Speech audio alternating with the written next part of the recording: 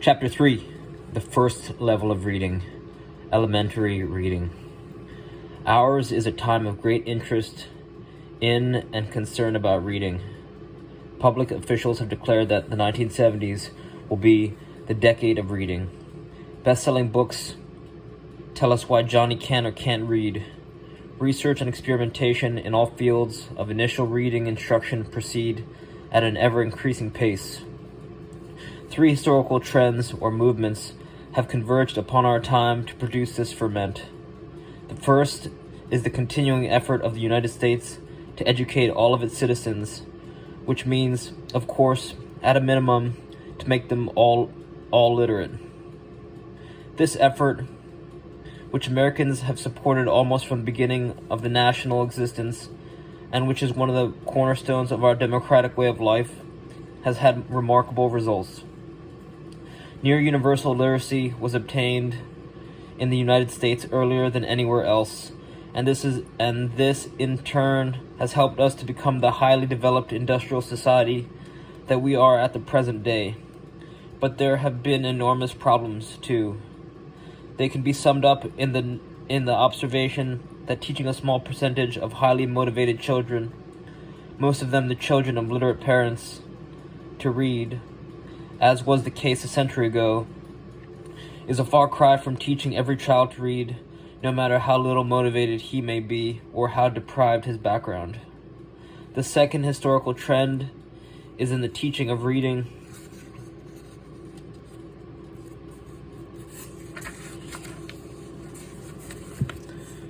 In the teaching of reading itself. As late as 1870, reading instruction was little changed from what it had been in Greek and Roman schools.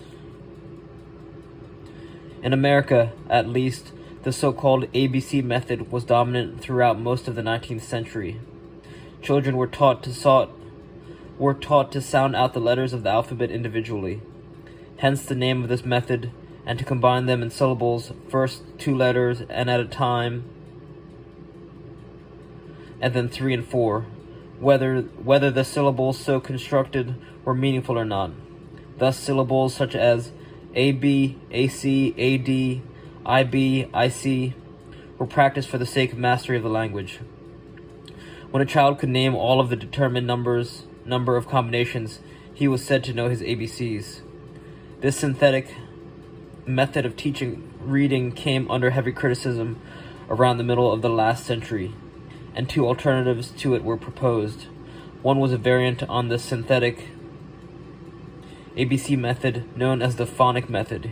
Here the word was recognized by its sound rather than by its letter names. Complicated and ingenious systems of printing were evolved for the purpose of representing the different sounds made by a single letter, especially the vowels. If you are 50 or over, it is probable that you learned to read using some variant of the Phonic Method. A wholly different approach, analytical rather than synthetic, originated in Germany and was advocated by Horace Mann and other educators after about 1840. This involved teaching the visual recognition of whole words before giving any attention to letter names or letter sounds. This so-called sight method was later extended so that whole sentences representing units of thought were introduced first, with the pupils only later learning to recognize the constituent words and then, finally, the constituent letters. This method was especially popular during the 1920s and 30s, which period was also characterized by the shift in emphasis from oral reading to silent reading. It was found that ability to read orally did not necessarily mean ability to read silently, and that instruction in oral reading was not always adequate if silent reading was the goal. Thus, an almost exclusive emphasis on rapid comprehension,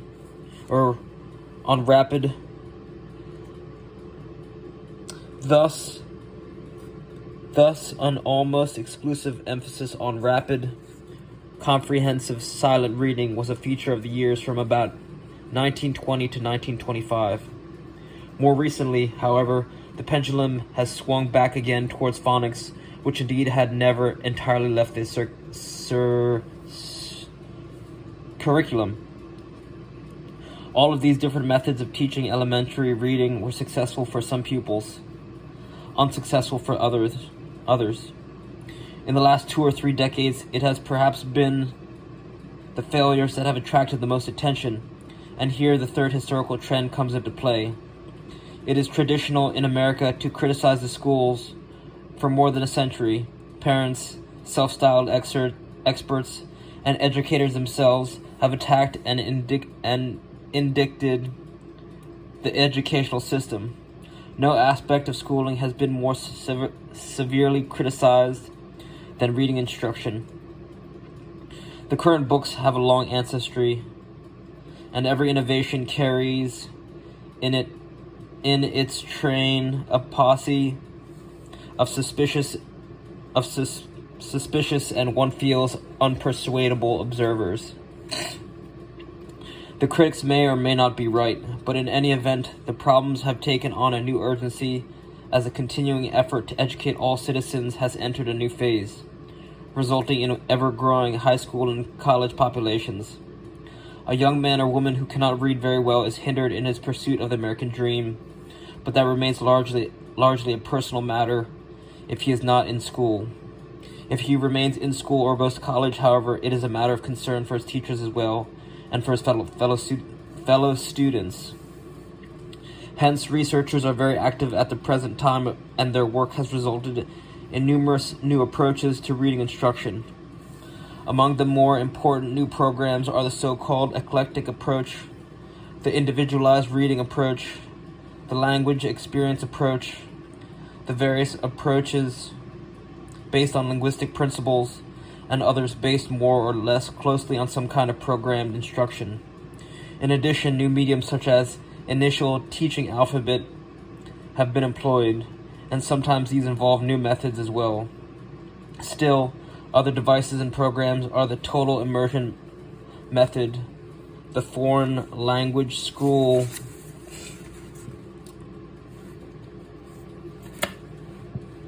method, and the method known variously as the see-say, look-say, look-and-say, or word method.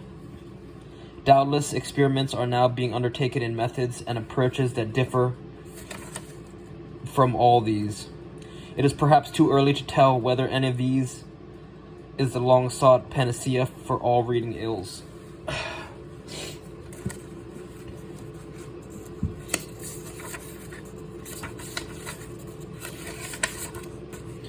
Stages of learning to read. One useful finding of recent research is the analysis of stages in learning to read. It is now widely accepted that there are at least four more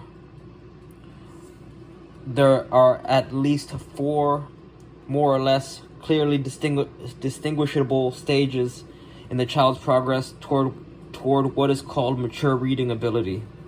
The first stage is known by the term reading readiness. This begins, it has been pointed out, at birth and continues normally until the age of about 6 or 7. Reading readiness includes several different kinds of preparation for learning to read. Physical readiness involves good vision and hearing. Intellectual readiness involves a minimum level of visual perception such that the child could take in and remember an entire word and the letters that combine to form it. Language readiness involves ability to speak clearly and to use several sentences in correct order. Personal readiness involves ability to work with other children, to sustain attention, to follow directions, and the like. General reading readiness is assessed by tests and is also estimated by teachers who are often skillful at discerning just when a pupil is ready to learn to read. The important thing to remember is that jumping the gun is usually self-defeating. The child who is not yet ready to read is frustrated if attempts are made to teach him, and he may carry over his dislike for the experience into his later school career and even into adult reading readiness.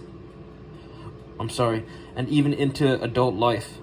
Delaying the beginning of reading instruction beyond the reading readiness stage is not nearly so serious, despite the feeling of parents who may fear that their child is backward or is not keeping up with his peers.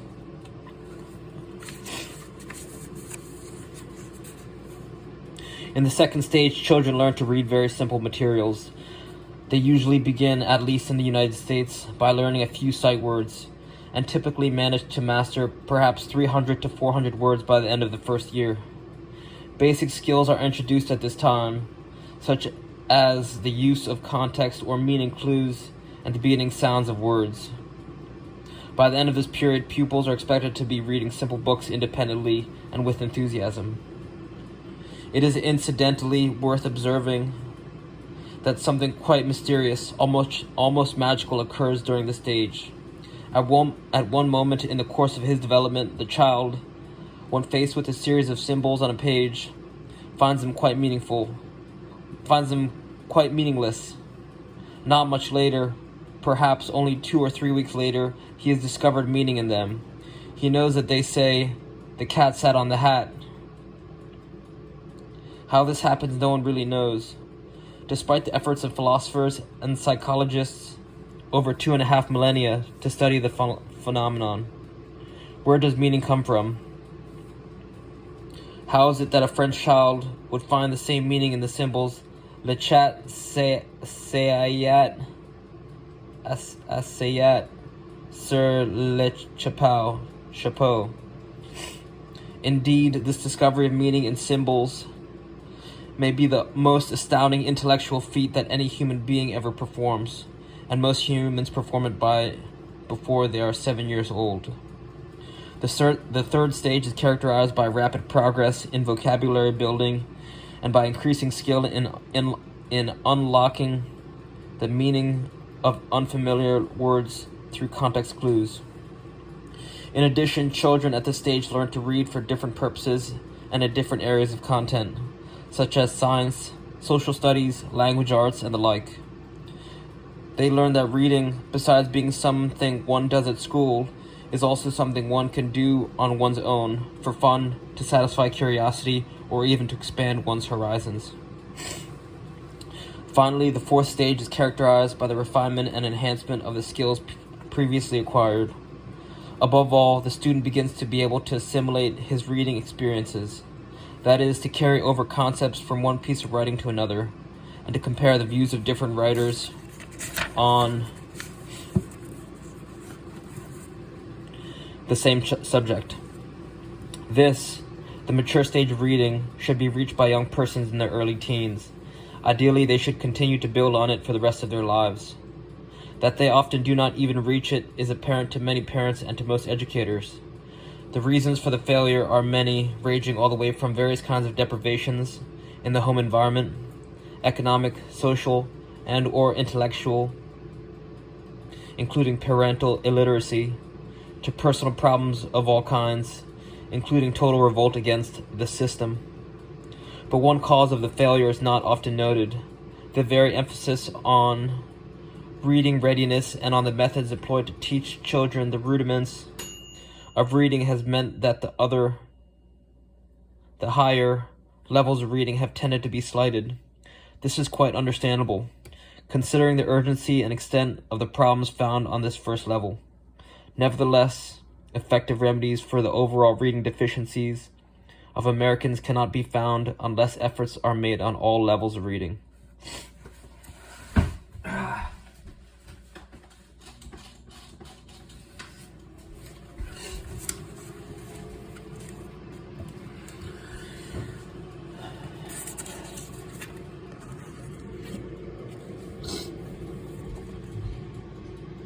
Stages and levels.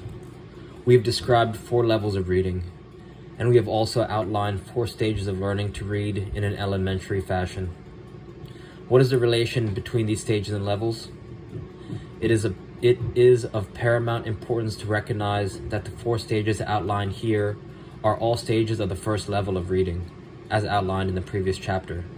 They are stages, that is, of elementary reading, which thus can be usefully divided somewhat in the manner of elementary school curriculum. The first stage of elementary reading readiness, corresponds to preschool and kindergarten experiences. The second stage, word mastery, corresponds to the first grade experience of the typical child, although many quite normal children are not typical in this sense. with the result that the child attains what we call second stage reading skills, or first grade ability in reading, or first grade literacy.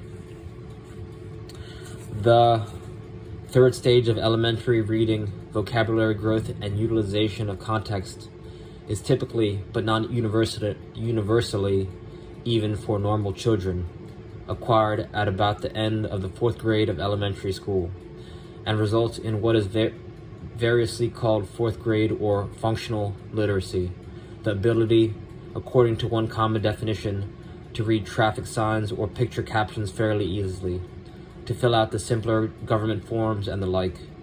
The fourth and final stage of elementary reading is attained at about the same time the pupil leaves or graduates from elementary school or junior high school. It is sometimes called 8th grade, 9th grade, or 10th grade literacy. The child is a mature reader in the sense that he is now capable of reading almost anything, but still in a relatively unsophisticated manner. In the simplest terms, he is mature enough to do high school work. However, he is not yet a mature reader in the sense in which we want to employ the term in this book. He has mastered the first level of reading. That is all.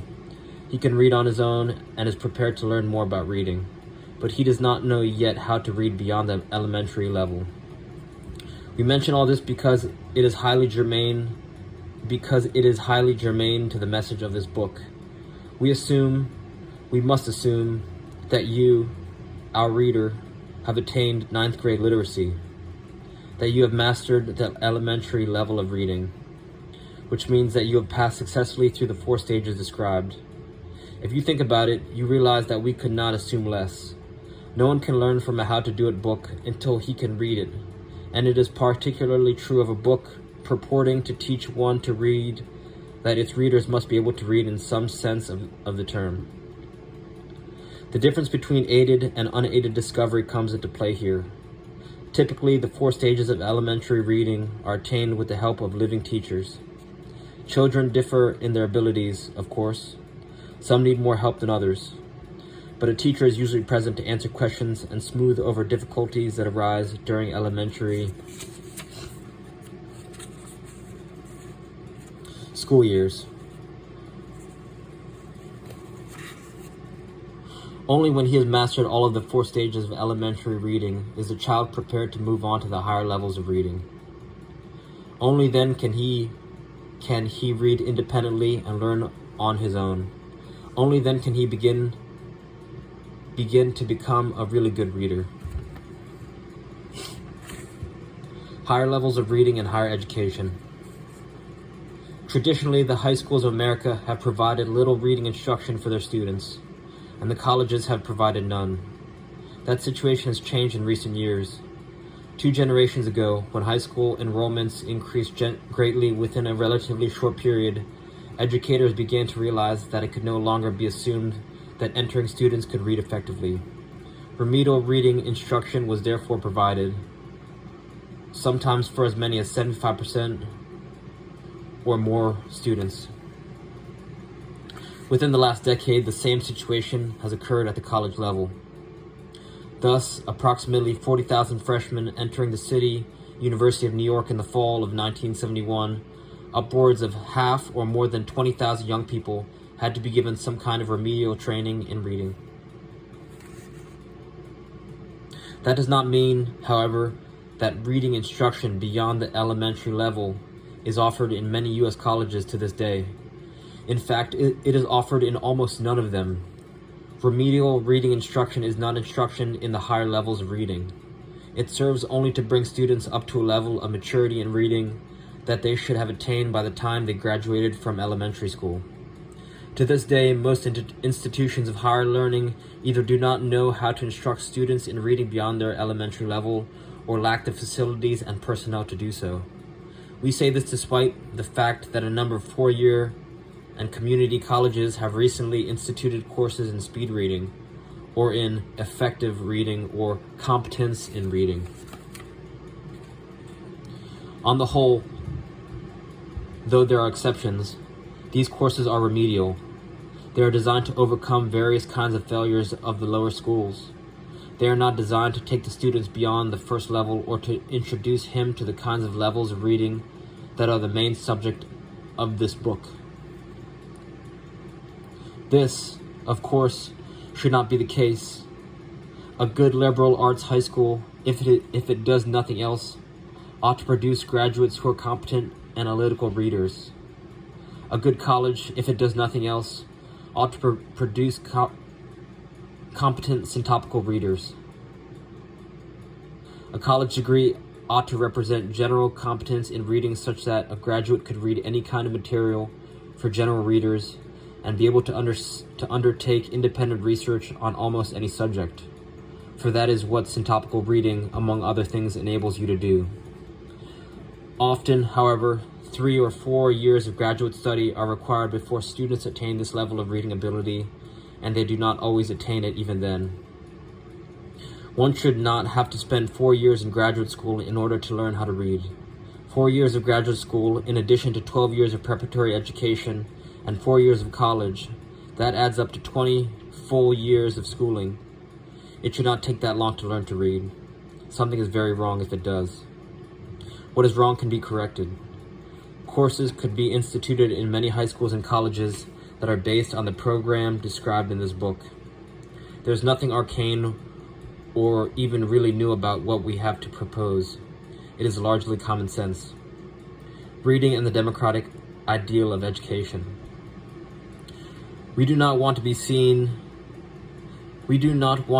to be merely carping critics. We know that the thunder of thousands of freshman feet upon the stairs makes it hard to hear, no matter how reasonable the message. As long as a large proportion, even a majority of these new students cannot read effectively at the elementary level, we are aware that the first task to be faced must be to teach them to read in the largest common denominator sense of the term. Nor, for the moment, would we want it any other way. We are on record as holding that unlimited educational opportunity, or, speaking practically, educational opportunity that is limited only by individual desire, ability, and need, is the most valuable service that society can provide for its members. That we do not yet know how to provide that kind of opportunity is no reason to give up the attempt. But we must also realize, students, teachers, and laymen alike, that even when we have accomplished the task that lies before us, we will not have accomplished the whole task. We must be more than a nation of functional literates. We must become a nation of truly competent readers, recognizing all of the word competent implies. Nothing less will satisfy the needs of the world that is coming.